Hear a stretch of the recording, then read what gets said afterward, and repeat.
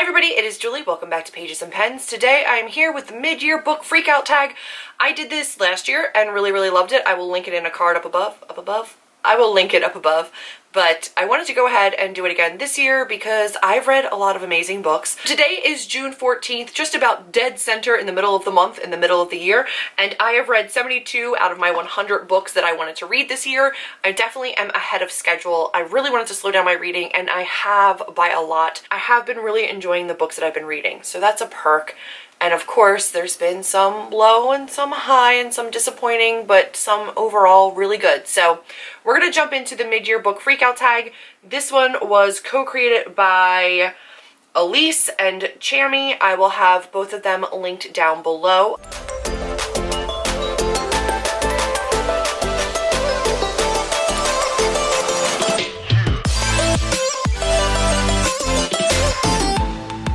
We're going to jump right into the questions. I do have them listed down here below me, so if I look down, I'm just reading the questions. And the first one is the best book of 2018 so far. While I've read a ton of really amazing 5-star books, I have the other ones listed in other categories, so I'm going to talk about them when we get there so that you know that they're also 5-star amazing books. But this one didn't really fit in another category, or it did, but it'll probably show up in another category too. I'm just going to show you what it is, okay? And it is This Adventure Ends by Emma Mills. I was going to say this could also count for one of the prettiest covers because this cover is gorgeous. It's absolutely my color scheme, and the naked book is glorious as well. It is a gorgeous book inside and out. This is a contemporary, a YA contemporary, and just like my favorite kind of contemporaries, it is centered around a group of friends, an amazing family dynamic, a little bit of heartache, a little bit of tears, a gorgeous tale about a girl who moves into a new town and tries to become part of an established friend group, the way that you kind of weave yourself into one another's lives, how important friends become to you, what you'll do for friends. And it has really raw, really open conversations about family, about friendships, and when you mess up in friendships, how to atone for things when you've messed up within friendships, and it had like a really cute romance. I just really loved this. In terms of YA contemporary, I like so few of them. So the fact that this was a 5-star, really amazing read really stands out to me. Also because I've read 2 of Emma Mills' other books. I read Foolish Hearts and First and Then, and they were 2- and 3-star reads. They were not great. This one was a 5-star. Really loved it. Then we have number 2, which is the best sequel that I've read so far this year, and I have not read a ton of sequels. There's one other one, but it's a 3rd book of a series. This is technically a 3rd book of a series too. The other 3rd book was The Heart of Betrayal, which is the last of the Remnant Chronicles, and I did not love the ending of that. However, A Conjuring of Light is the last of the Shades of Magic series by V.E. Schwab, and this one was amazing. Her prior books in this series have been 3 and 4 stars. This one was 5. This was a great conclusion to the series. I really loved it. So in terms of a follow-up book, a concluding book, or second book, this is by far one of the best wrap-ups to a series, barring like the end of Mistborn. This one was so well done, and I really loved it. And these are just gorgeous additions that Chelsea got me for Christmas that I love so much. But yeah, this was by far like my best follow-up novel, or not first novel, that I read this year. The 3rd question is a new release that I haven't read yet, but I want to. There are a couple that are down on the bottom because one of the other questions is like, what do you have left to read this year?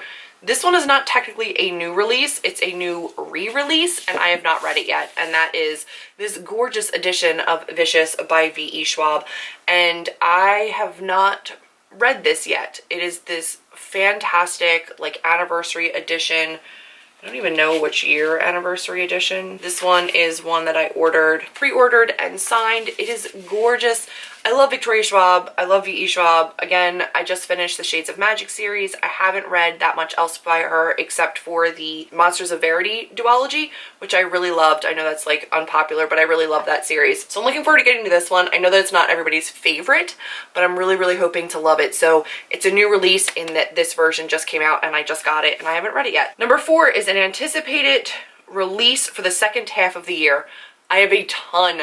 Mainly, I have a ton that I've already read that I'm really excited for you guys to read. Toil and Trouble, which I will mention in another video, another little stack here. Record of a Spaceborne Few, which comes out. I I don't know when, but in the second half of the year, because it's not out yet, and anything after this would be the second half of the year. Mirage, Girls with Paper and Fire, I'm excited to read and then have that come out. That still comes out this year. There's a couple that I'm excited for in January. I know there's other ones that I'm 100% forgetting. 5 was my biggest disappointment. I am going to be showing you guys Saul Kill Girls by Claire Legrand. Namely, this was not horrible. This was a 3-star book for me. Furyborn, right here. This was a 5-star read. I really, really loved it. This one is totally different.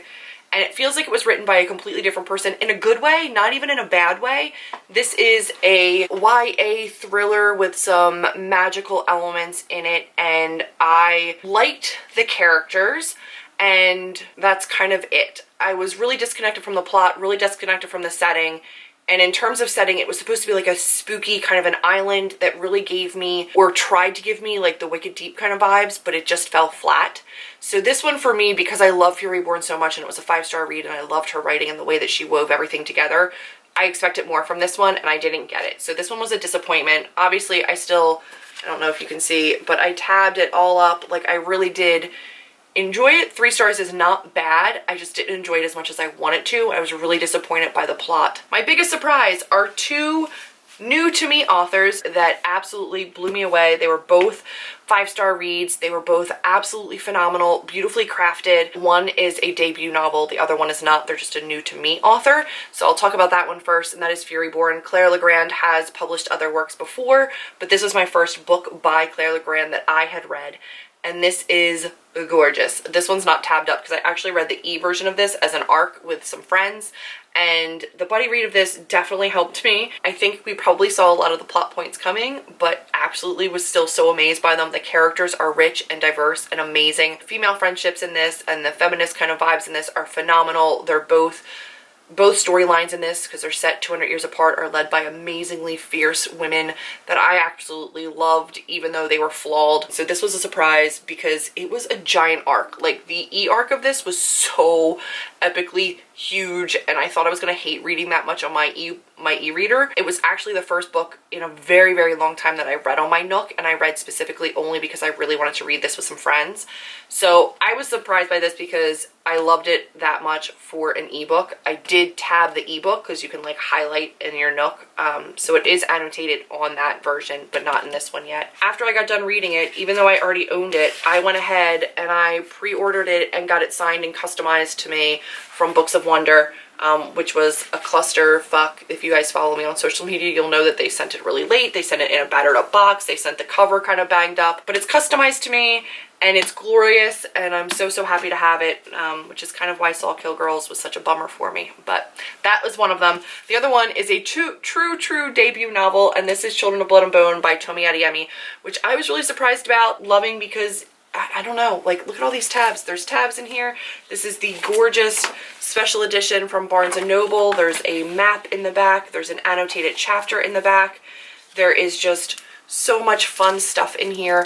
It was a really moving, really gripping story. It's an all-black cast of characters. It is essentially like a fantasy version of The Hate U Give, almost. Like, I mean, very different storylines. However, it is a fantasy version of a story of oppression and people held down and people who have been broken and they're climbing back up again. And while character decisions didn't always make sense to me and I was frustrated with some of the characters, this was just a gorgeously, gorgeously woven, very important, really beautiful story that I really, really loved despite seeing some flaws in it. And I can't wait to see where the second book goes. I know that it's being written. I don't think it's out in 2018, or that one would show up as one of my most anticipated.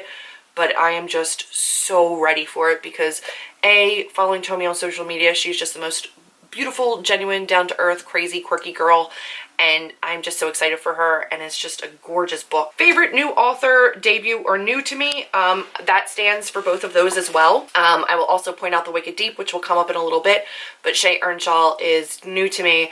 Absolutely amazing. Emma Mills was new to me this year as well for This Adventure Ends, and that one was phenomenal as well. Moira Foley Doyle, and this one was Spellbook of the Lost and Found. I have some tabs in that. This is a gorgeous, gorgeous book. It is like a magical realism-y type of a book, which is not usually my vibe.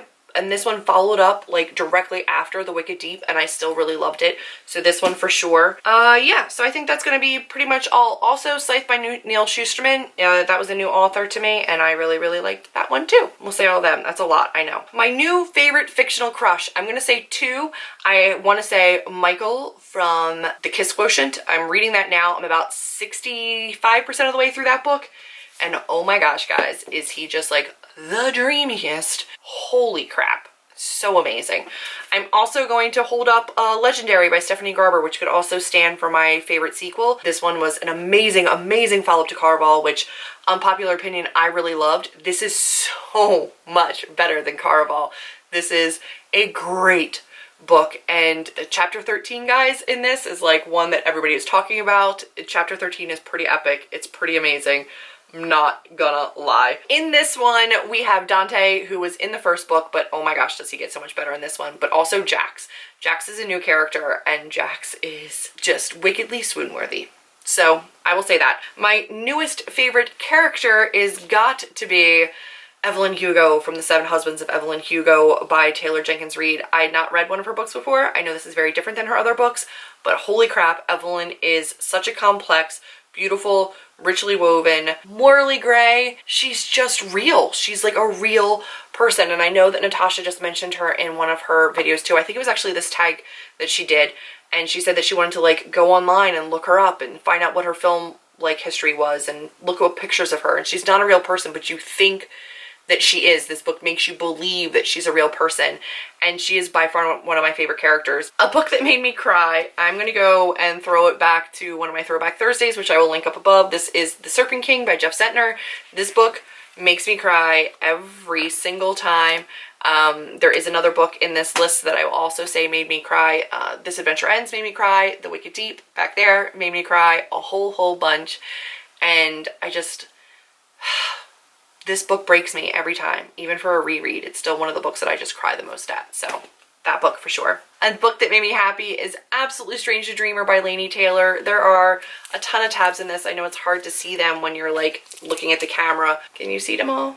There's so many. Guys, this book is so beautifully written. It is so gorgeous. It made me cry, but it was also just made me so happy because I'm just happy knowing stories like this exist. And I'm happy knowing that I, A, waited a little bit longer to read it so that, B, I don't have to wait that long for Muse of Nightmares.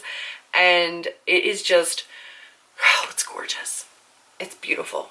And it's not a new book, but it's one that I just got to. And it just makes me so happy.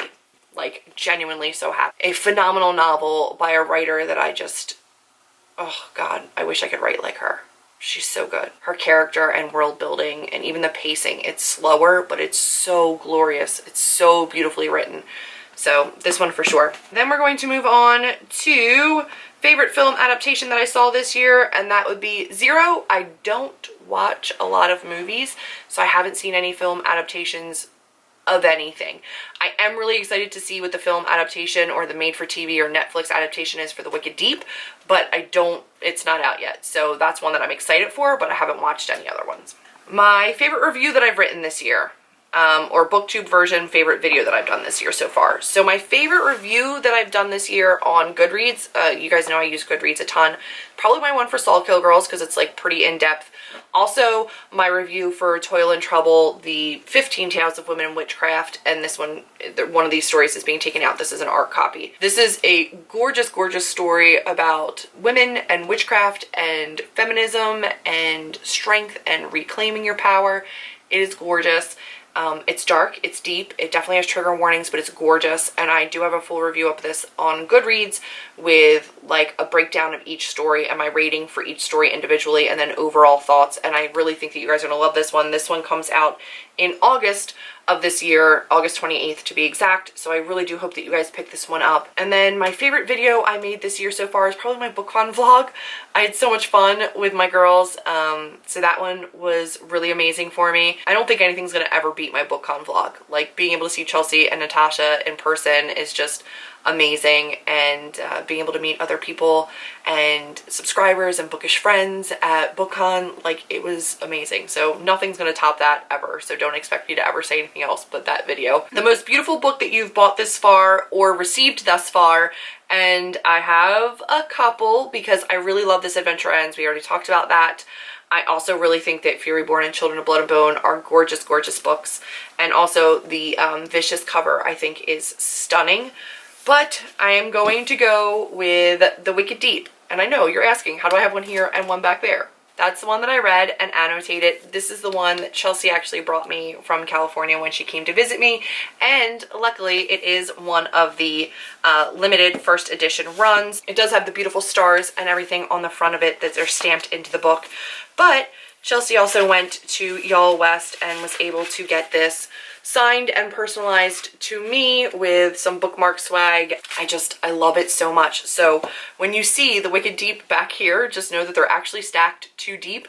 The signed one and then the one that I annotated as well, because I just love them both so much. I'm going to keep both, and it will be one that I just have multiple copies of because I can't believe that I have one that's signed and personalized to myself. And then the one that I annotated and tabbed, I obviously want to keep as well. It's just one of my favorite books of all time. It is gorgeously, gorgeously written and just an absolutely beautiful book to boot. So yeah, this one for sure. And then what books do I need to read by the end of the year? I have a lot. Like, there's a lot that I want to get to. There's a ton on my shelves that I really, really want to read that have just been sitting on my shelves for way too long. But I'm going to mention a couple. One is an ARC that comes out early in 2019, and then one is a new book that I just actually got the past weekend at BookCon, and I want to get to both of them. So first up is In an Absent Dream by Shauna McGuire, which is the 4th of the Wayward Children series. This is an ARC. It does not come out until January of 2019. I don't know when exactly in January of 2019, but Tor has always been really great with me. They sent me an ARC of Beneath the Sugar Sky, and they were very, very kind to send me In an Absent Dream as well. This is a gorgeous cover. It could also fit for that last one. But this just continues the story. It's like a portal fantasy about children that go through these doors to other worlds, and then they get sent back to our world. They can't cope. They don't want to be here. It doesn't feel like home anymore, and they're trying to get back to their own. Each one follows the different characters, but kind of tied to that first book.